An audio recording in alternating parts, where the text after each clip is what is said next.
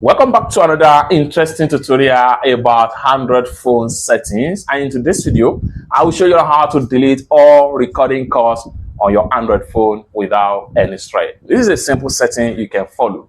Go ahead and open up your dialer. The next thing you want to do is to navigate to this three cylinder, proceed to settings, and the next thing you want to do right here is to go ahead and click on call recording. At this point here, you see off call recording file right here. You have delete recording right here. Delete recording after 7 days, after 14 days, or after 30 days. These are auto delete call recording files. However, you can manually delete call recording file on your Android phone. Go ahead and click on cancel right here and click on delete all recording now.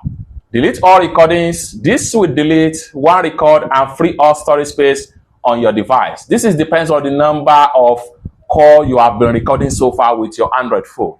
All you have to do is to simply click on delete, and with that, all call recording files is going to be wiped off in your Android phone.